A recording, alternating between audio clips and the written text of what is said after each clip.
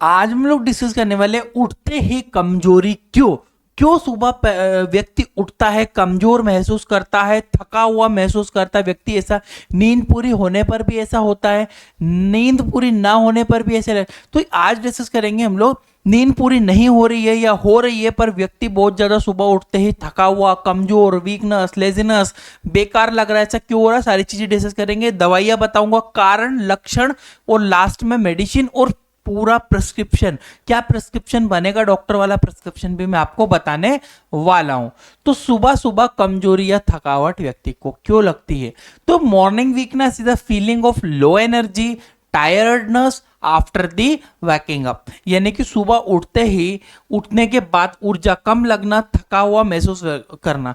कोई व्यक्ति है सुबह उठेगा, सुबह उठते से बहुत ज्यादा थका हुआ महसूस कर रहा है, डिप्रेस महसूस कर रहा है, तनाव में रह रहा है, बॉडी काम नहीं कर रही है, ऐसी दिक्कतें देखने को मिलती है। It may be due to poor sleep, कम सोने के कारण हो सकता है। और अगर सो अच्छे से रहा है, नींद पूरे घंटे की कर रहा है, तो भी फिर मेटाबॉलिक इश्यू हो सकता है, न्यूट्रिशनल डेफिशिएंसी हो सकता है, यानी कि खराब नींद, मेटाबॉलिक समस्या या पोषक तत्वों की कमी के कारण ऐसा हो सकता है।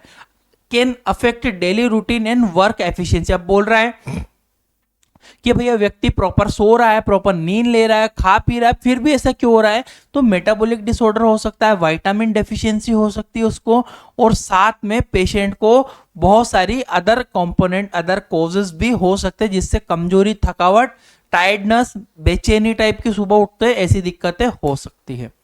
देखो कॉजेस क्या हो सकते हैं पेशेंट के अंदर, तो लैक ऑफ स्लीप, नींद ठीक से नहीं लेना, खराब नींद ले रहा हो, ठीक से नहीं सो रहा हो, और अगर प्रॉपर नींद ले रहा होगा तो फिर एनीमिया जैसे हीमोग्लोबिन कम हो गया होगा पेशेंट में, व्यक्ति में।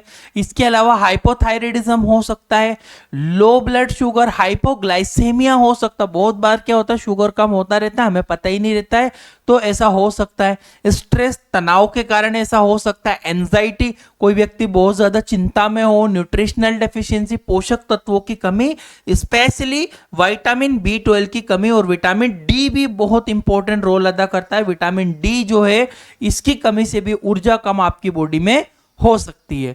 ठीक है। सिम्टम्स, अब देखो मरीज में क्या लक्षण, मैं पूरा प्रिस्क्रिप्शन बना रहा हूँ, इस पूरा डॉक्टर वाला प्रिस्क्रिप्शन लास्ट में बताऊंगा, उसके पहले मैं मेडिसिन भी बताऊंगा, डोज बताऊंगा, सब चीजें डिस्कस करेंगे। तो सिम्टम्स क्या है?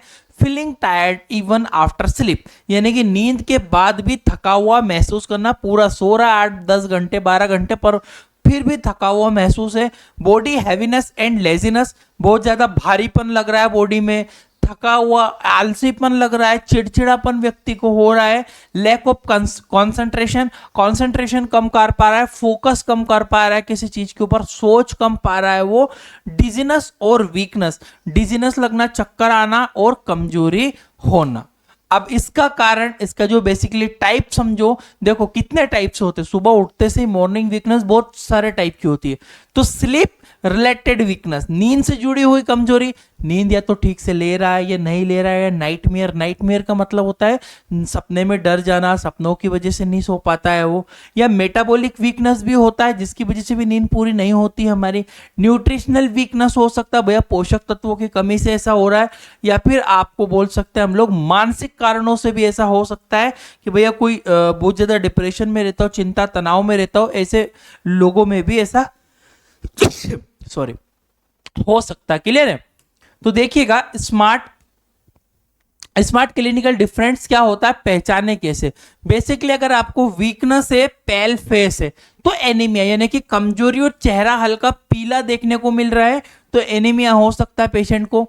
इसके अलावा वीकनेस, वेट गेन, अगर कमजोरी और वजन बढ़ रहा है तो इसका जो है, और अगर आपको साथ में कोल्ड इंटॉलरेंस भी है तो हाइपोथायराइडिज्म हो सकता है, यानी कि कमजोरी, वजन बढ़ना, ठंड लगना, ये हाइपोथायराइडिज्म के लक्षण होते हैं। ठीक है, ये आपको पहचानना है इसके थ्रू। ठीक है, कमजोरी है, इरिटेबिलिटी है, चिड़चिड़ापन है, पसीना आ रहा है, तो लो शुगर का एक सिम्टम्स हो सकता है, शुगर के कम होने से ऐसा हो सकता है।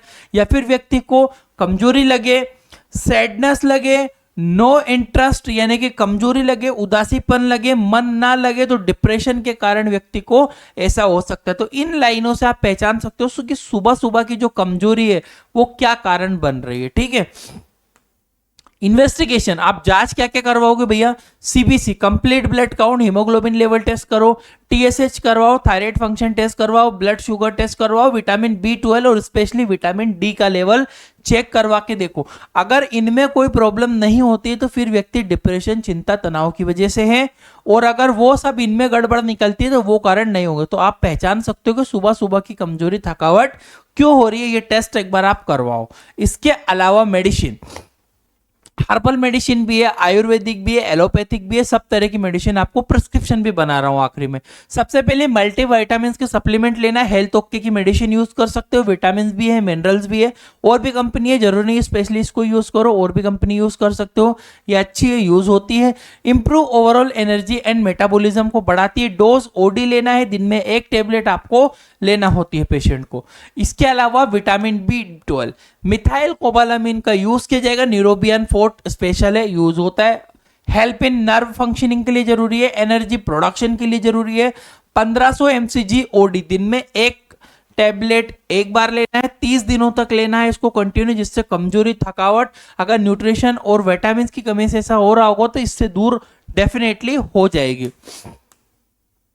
आयरन, फेरस सल्फेट, आयरन या फेरस सल्फेट यूज करना है, यूज इन एनीमिया, अगर खून की थोड़ी कमी लगती हो तो इसको यूज करना है। Doses basically 100 mg element iron OD या बीडी यूज कर सकते हो, 100 mg का यूज करना है, दिन में 1 बार या 2 बार, 1 बार लेना सेफ है, दिन में 1 बार लेना होता है, जिससे पेशेंट रिकवर जल्दी होता है, ठीक है।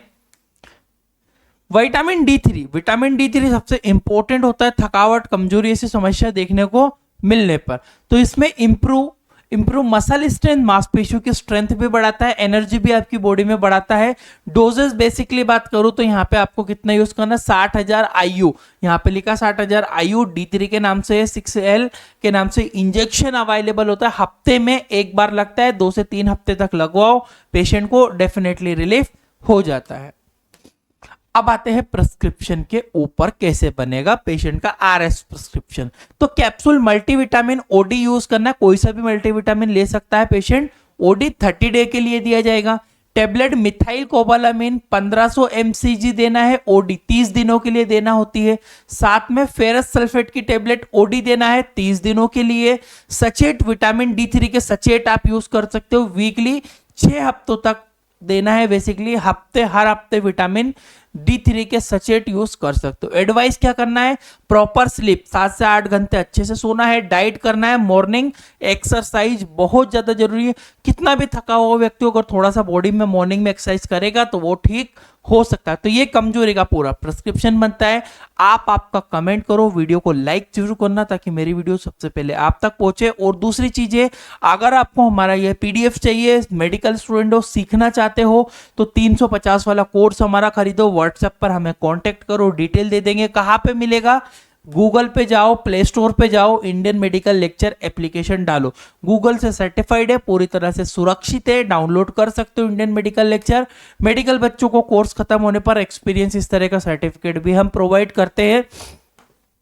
ये सब कुछ इंडियन मेडिकल लेक्चर ऐप में मिलेगा। ये हमारा कोर्स है, medical knowledge, hospital knowledge, pharmacy knowledge, detail से पढ़ाया जाता है सभी मेडिसिन डिसीज के बारे में। व्हाट्सएप पर कांटेक्ट करिए, कोर्स है, आप खरीद सकते हो। और आपका कमेंट मेरे लिए बहुत ज्यादा जरूरी है। लास्टली मैं बोलता हूं, प्लीज आप कमेंट जरूर कीजिएगा और वीडियो को लाइक करके आपकी वीडियो, मेरी वीडियो आप तक जरूर पहुंचेगी बहुत ज्यादा जल्दी। Thank you for watching guys, your Indian medical lecture.